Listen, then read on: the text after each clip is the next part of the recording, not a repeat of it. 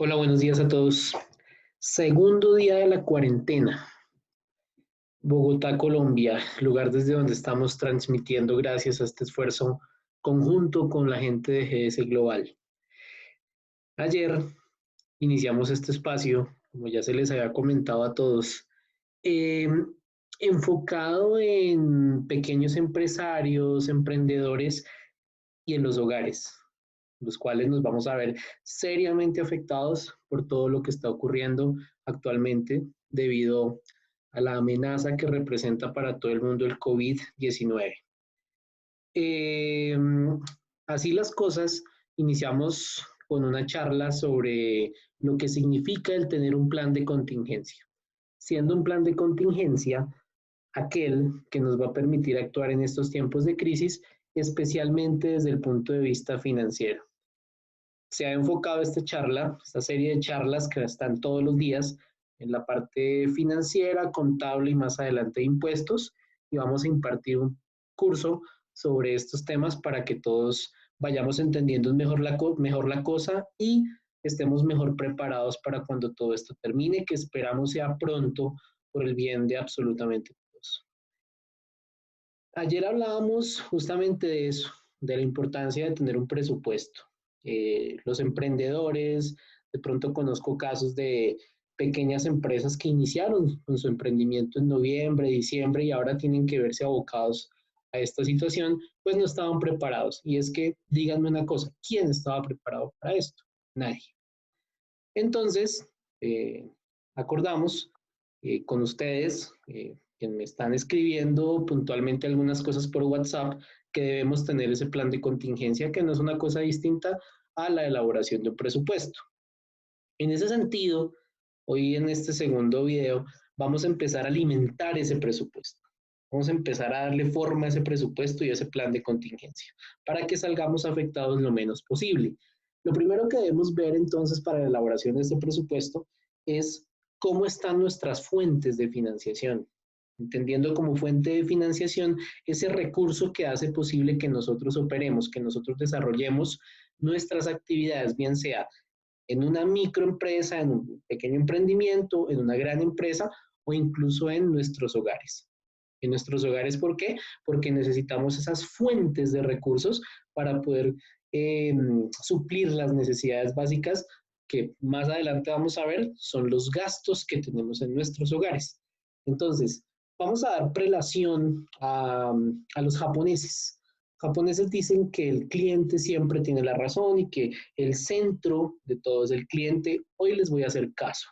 Les voy a hacer caso en este sentido, y es que vamos a darle relación a la generación de ingresos.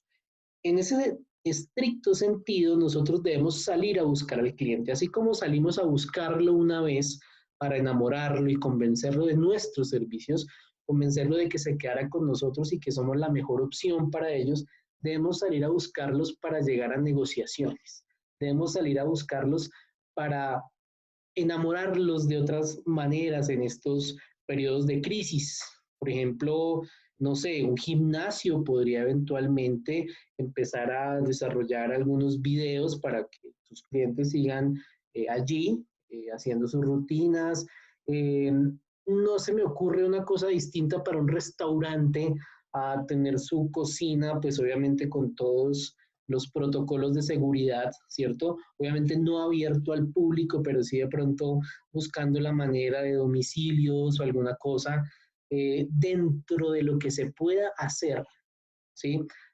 Hay muchos domiciliarios en las calles en estos momentos, de supermercados, de uno que otro restaurante que ha decidido hacer esto, tener sus cocinas con todos los protocolos de seguridad, pero entonces tenemos un problema y es que las personas tienen que desplazarse hacia sus lugares de trabajo. O sea, hay mil y un inconvenientes, mil y un obstáculos que debemos tener en cuenta para poder llegar a este tipo de soluciones creativas para seguir adelante con nuestra actividad. Entonces hay que evaluarlas una por una. En los comentarios ustedes pueden hacer sus preguntas, bien sea en el YouTube, bien sea por WhatsApp, o bien sea por Facebook o en mi página de doncamilo.org, y allí vamos a ir encontrando soluciones poco a poco. Esta negociación o este acercamiento, más bien con los clientes, me va a ayudar a determinar el estado de mis fuentes de ingreso o mi estado de recursos. ¿Con qué recursos voy a contar para operar, para poder seguir adelante? También existe que tengamos una cartera, como llaman en el argot popular contable financiero, que no son otras cosas distintas a las cuentas por cobrar, a las ventas que hicimos antes, prestación de servicios que hicimos antes de esto y que de pronto el cliente no nos las ha pagado. Entonces es empezar a recuperar esa cartera, recuperar esas deudas, ¿cierto? Volverlas líquidas, volverlas efectivo para poder seguir adelante. Esto puede llegar también a una especie de negociación, ¿no? Entonces, bueno, si de pronto tenía una cartera en mora, pues hombre, vamos a dejar de lado por la situación, el tema de los intereses moratorios, lleguemos a un acuerdo escalonado para que usted me pague el capital que me adeuda, es ofrecer facilidades. Entonces, ese proceso el cliente lo va a agradecer.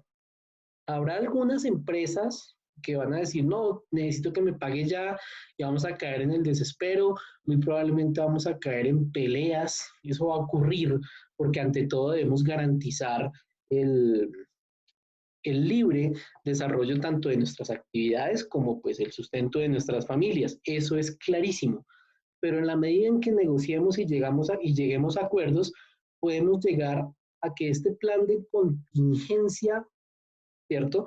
Que ayer yo les decía que se debe elaborar de manera progresiva, teniendo en cuenta un tiempo escalonado de 30 días, 60 días, 90 días, 120 días y hasta 180 días, teniendo que de pronto estemos en cuarentena un mes, 2 meses, 3 meses, 4 meses o incluso hasta 6 meses, ¿por qué no? No sabemos el enemigo contra el cual nos estamos enfrentando.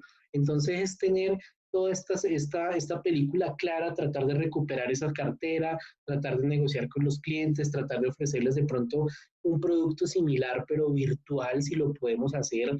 Por ejemplo, el teletrabajo. El teletrabajo, digamos, las personas que somos empleadas, las personas que también prestamos servicios sin contrato laboral, sino con otro tipo de contrato, prestación de servicios, orden de servicios, pues estamos realizando dentro de lo que se puede el trabajo como teletrabajo, es decir, prestar el mismo servicio pero remoto, ¿sí? Eso para los que los podemos hacer es una maravilla, los que tenemos empresa de eso, pues es una maravilla. Los que no lo van a poder hacer, pues hay que buscar otras alternativas. Obviamente debemos pensar que hay gente que tiene que desplazarse, o sea, el señor que hace el pan, el panadero, pues va a tener que ir de un punto A un punto B a hacer el pan para garantizar que el pan siga vendiendo. Me doy a entender, no sé, de pronto haya un peluquero que empiece a operar a domicilio, obviamente con todos los protocolos de seguridad del caso. Entonces a eso me refiero, buscar estrategias para que nuestra actividad no se detenga, ¿cierto? Si somos empleados, pues teletrabajo, busquemos la manera. Hay personas que desafortunadamente no pueden hacer teletrabajo. Por ejemplo, un guarda de seguridad no lo puede hacer. Entonces, con estas personas debemos tratar de ser lo más solidarios posible y si los podemos ayudar, maravilloso. ¿Cómo los podemos ayudar? Yo no estoy diciendo hagamos una teletón, ¿verdad? Pero si nosotros somos empleadores y tenemos la posibilidad de hacerlo, no caigamos en despidos, no caigamos en suspensiones de contratos, licencias no remuneradas todavía, démosle un poquito más de larga en la medida en que nuestros recursos puedan llegar a eso. O sea, no lleguemos a la locura colectiva porque entonces muchas familias se van a quedar también sin recursos y como les decía ayer, cada familia es una empresa. Entonces lleguemos a este tipo de negociaciones, lleguemos a un tipo de acuerdos para que esa poca o mucha riqueza que está distribuida entre todos nosotros, entre negocios, empresas, en personas, en familias, también logremos como esa redistribución con la que siempre hemos soñado, que desafortunadamente a nivel Estado no se ha podido dar.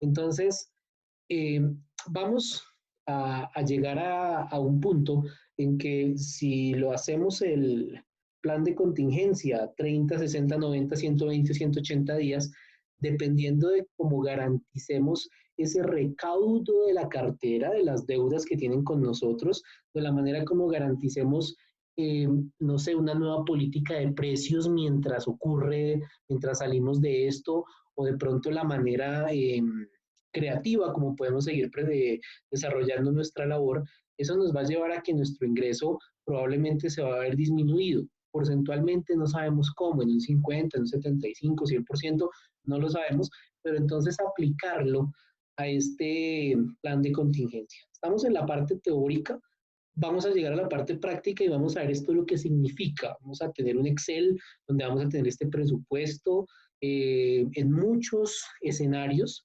pero primero lo que quiero que me entiendan, tanto emprendedores, microempresarios como hogares, debemos tener clara la teoría. Esta teoría es clave para entender este tema financiero. Como ya les he hablado, pues podemos tener muchas estrategias como la refinanciación, apuntar de pronto a disminuir esos intereses moratorios si es que nos deben una plata, de pronto apuntarle, ¿por qué no?, al tema de precios. No sabemos, es preferible bajar un poco el precio, dejar de vender, dejar la cosa quieta y que no nos ingrese ningún tipo de recurso, puede ser bastante complicado. Y esas estrategias laborales, si somos empleados, pues, como ya les decía, pues el teletrabajo es una posibilidad. Ahora, hay muchas empresas que se aventuraron a despedir empleados, despidos masivos, o se aventuraron a suspender la ejecución de los contratos laborales, a sabiendas que ya existe normatividad con fuerza de ley que les prohíbe hacer este tipo de cosas. En el mercado podemos ver en la actualidad que se busca proteger al empleado, buscando que el empleador se endeude, que el empleador se apalanque en el sistema financiero. Más adelante vamos a ver todos estos términos ya, digamos, técnicos, apalancamiento y todo eso, que no es otra cosa que salir a buscar recursos de un tercero, en este caso del sector financiero, para poder financiar la operación interna y el desarrollo de nuestras actividades. Entonces, vaya al banco A, al banco B o al banco C, pida un préstamo con unos intereses muy pequeños, entre comillas, para que siga pagando su nómina. Esa es una alternativa. Esa es una alternativa. Lo que ocurre es que una vez terminado este periodo, pues vamos a tener una deuda grande, pero entonces, por eso es que lo primero que debemos buscar es al cliente antes de caer en el apalancamiento. Entonces, démosle prelación a los ingresos, a la generación de ingresos, de qué manera puedo generar ingresos, de qué manera puedo renegociar, de qué manera puedo condonar una deuda o parte de ella. La condonación es el no cobro de una deuda que alguien tenga conmigo. Esos términos más adelante los vamos a ver. ¿Para qué? Para lograr un consenso y poder saber de qué ingresos puedo yo echar mano, pues, para este periodo, y no tener que caer en deudas, no tener que caer en despidos, no tener que caer en toda esta situación que lo único que va a hacer es perjudicarnos aún más. Entonces vamos a extenderla lo más posible, y para ello, mañana ya nos vamos a centrar en un punto esencial. Ya abarcado el tema de los ingresos, abarcado el tema de que debemos buscar estrategias para que el ingreso disminuya lo menos posible, debemos empezar a identificar cuáles son las necesidades propias, tanto de las empresas, microempresas, emprendedores y los hogares. ¿Cuáles son esas necesidades? De lo básico a lo que no es tan básico. Entonces vamos a empezar a tener que dejar de pronto el Netflix, uno nunca sabe, vamos a tener que dejar de esos gastos suntuosos que teníamos, esas suscripciones que de pronto ahora son un lujo, de pronto vayamos a tener que hacerlas a un lado para darle prelación a lo vital. Vamos a hablar mañana entonces de los proveedores. ¿Cómo puede ser ese diálogo? ¿Cómo pueden ser esas estrategias con los proveedores? Claro, un hogar tiene proveedores. Me decían antes de ayer, pero es que nosotros no tenemos proveedores en la casa. ¿Cómo que no tienen proveedores?